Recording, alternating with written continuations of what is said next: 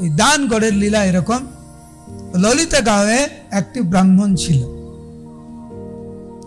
তার মেয়ের বিয়ে দেওয়ার সময় হয়ে গেছে, কিন্তু আর্থিক সংকটের দরুন সেই ব্রাহ্মণ তার মেয়েকে বিয়ে দিতে পারছে না।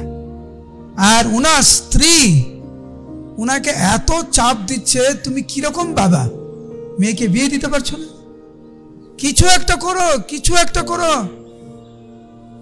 এইভাবে ব্রাহ্মণকে ওনার স্ত্রী প্রত্যেকটা দিন এইভাবে বকাবকি করে।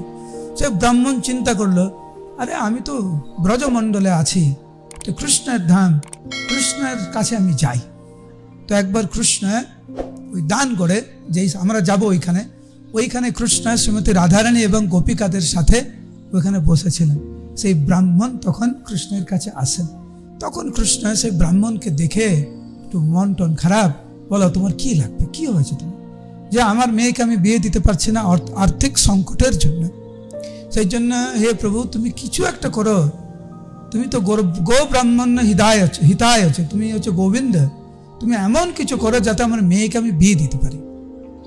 তো তখন কৃষ্ণ বলছে আমার কাছে কিছু নাই, তো যেটা সবচাইতে মূল্যবান যেটা আমার কাছে আছে সেটা আমি তোমাকে দিয়ে দেবো। তো ব্রাহ্মণ ভাবছে কৃষ্ণের কাছে সবচাইতে মূল্যবান সেটা আমাকে দিয়ে দেবে, তাহলে তো আর কোনো সমস্যাই থাকবে না। খুব খুশি হয়ে ব্রাহ্মণ বলছেন, হ্যাঁ প্রভু তাহলে দয়া করে সাহায্য করুন।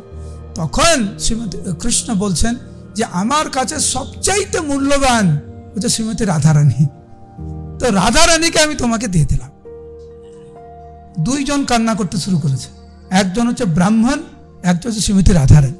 শ্রীমতী রাধারানী ক্রন্দন করছেন এই কারণে যে তুমি আমাকে ব্রাহ্মণের কাছে দিয়ে দিলে। ব্রাহ্মণ কান্না করছে এই কারণে, একটা মেয়েকে বিয়ে দিতে পারছি না, এবার আর একটা মেয়ে দিয়ে দিয়েছে আমার কাছে, দুজনের কান্না করছে। তখন কৃষ্ণ বলছে দাঁড়া দাঁড়া দাঁড়া, ব্যবস্থা করছি আমি।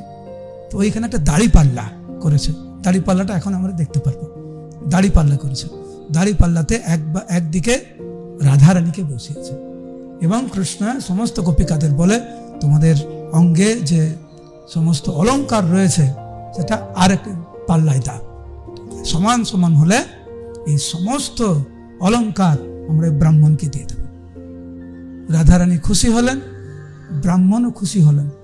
এই সমস্ত অলঙ্কার নিয়ে ওনার যে পিতার যে একটা কর্তব্য সেটা উনি পালন করলেন। এইভাবে অগণিত লীলা এই বর্ষনা ধামে।